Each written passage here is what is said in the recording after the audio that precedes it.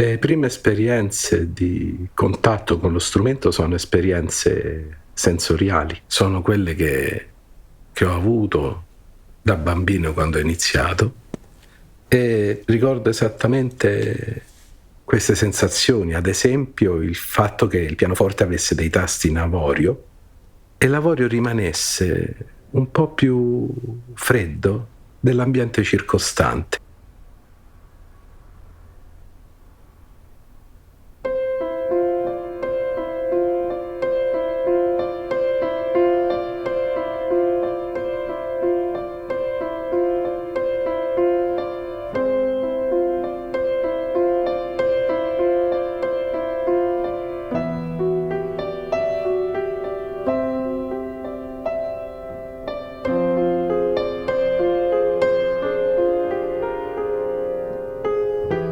Mi ricordo che rispetto ai miei compagni di scuola, io nel mio Walkman a cassette avevo sempre della musica che mi sentivo un po' l'unico ad ascoltarla. Ascoltavo soprattutto chitarristi.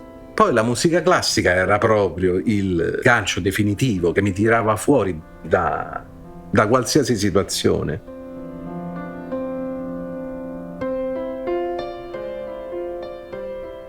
La musica mi ha tenuto un po' in disparte durante gli anni del liceo. Poche settimane dopo l'esame di maturità avevo gli esami in conservatorio. Non mi sono goduto il momento in cui esci dalla stanza dove la commissione ti ha interrogato, perché la mia testa era già all'esame in conservatorio. In questo piccolo mondo che mi ero creato grazie alla musica o a causa della musica, questo piccolo isolamento, chiaramente venivo però in contatto con altri ragazzi che studiavano uno strumento, che avevano una grande passione per la musica. Quindi in quel momento, quando iniziai a suonare insieme ad altre persone, poi erano i miei migliori amici, perché lì ci capivamo anche nel nostro stare un po' isolati, è stato veramente un qualcosa di straordinario e qualcosa che poi non ho mai più smesso di fare e che spero di continuare a fare. Iniziai un po' ad assaporare il suonare insieme ad altre persone, cosa che nel mio percorso classico non avevo neanche immaginato. Che emozione vedere che aggiungendo ognuno del poco, il risultato era assolutamente superiore alla somma di quello che ognuno di noi aggiungeva. È veramente una sorta di alveare dove ognuno ha la sua piccolissima parte, ma il risultato visto dall'esterno è qualcosa di sorprendente. Ma l'esigenza di stare da solo è sempre rimasta. Chiaramente poi arrivò anche il momento della prima esibizione dal vivo e quel momento arrivò con un genere musicale che era diametralmente opposto a tutto quello che io avevo studiato fino a quel momento. Il mio primo live fu un live di blues, quindi una musica fortemente basata sull'improvvisazione. E quindi l'impatto con l'improvvisazione fu stupefacente ma allo stesso tempo terribile, perché dentro di me vivevo assolutamente una sensazione di impotenza e di incapacità, perché il mio cervello ragionava anche in quella direzione, ma la mano non riceveva il segnale inviato dalla mia testa. C'erano dei muri tra la testa e le dita che andavano abbattuti. Nella musica classica c'è una certa scientificità, cioè noi ci dedichiamo sicuramente all'interpretazione quando suoniamo un brano di musica classica, però sappiamo che se qualcosa non viene, noi semplicemente ci applicheremo per studiarla.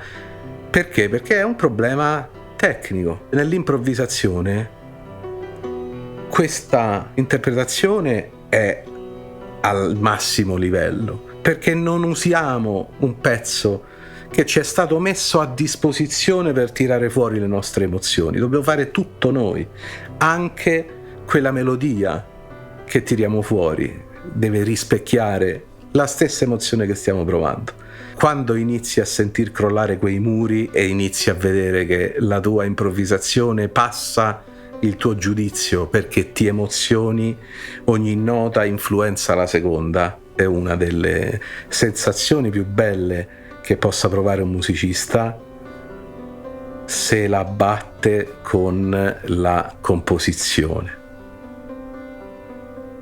Il mestiere del musicista inizia senza che te ne accorgi, con l'insegnamento, con le serate, eventi vari, e a un certo punto scopri che anche questo non è abbastanza o non è quello che immaginavi.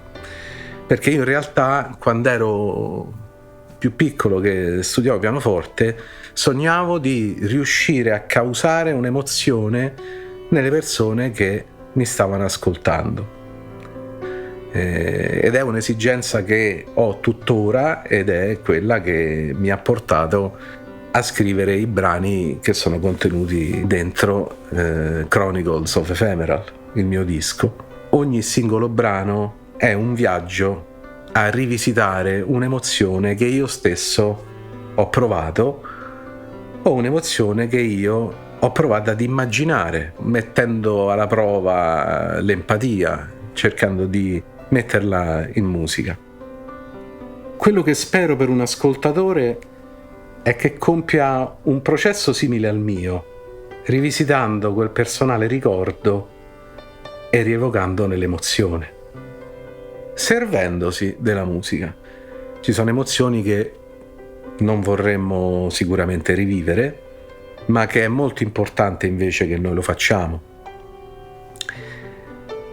per trarne un'esperienza di crescita. Nel momento in cui viviamo quell'emozione la prima volta non pensiamo all'insegnamento. Qui è importante andarla a rivivere, è tanto importante quanto difficile, e la musica ci viene in aiuto, ci viene in soccorso. È come avere una fune legata a riva e poter quindi sperimentare la forza di un torrente in piena, che altrimenti ci travolgerebbe come fa un'emozione.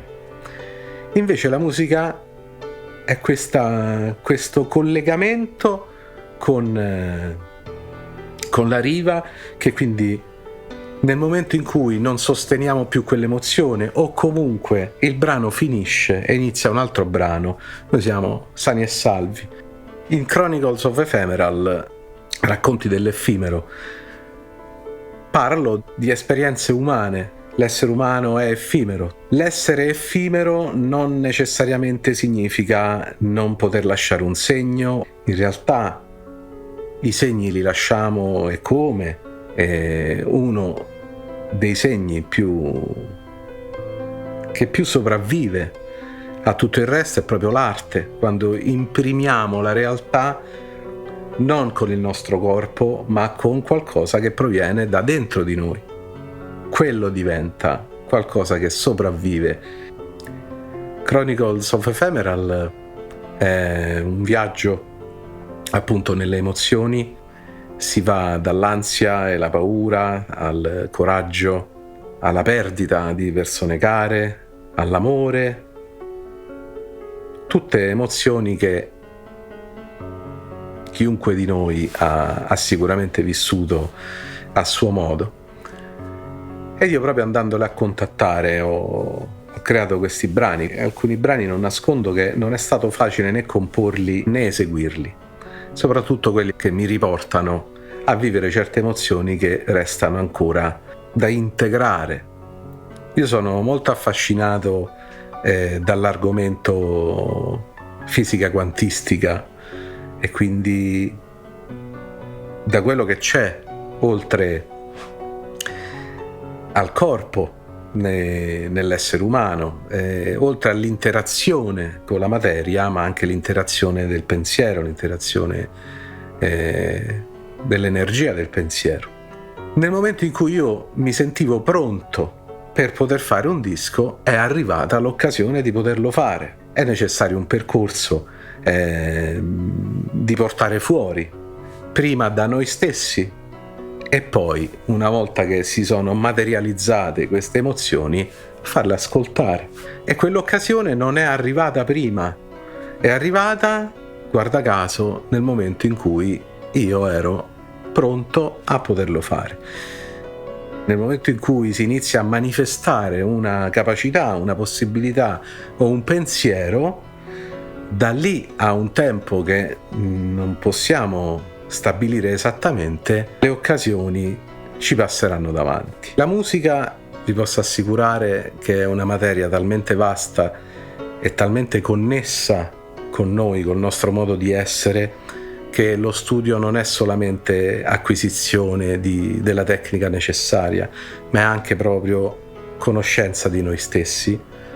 L'interazione con lo strumento ci aiuta a conoscerci e sicuramente per conoscerci è necessaria tutta una vita.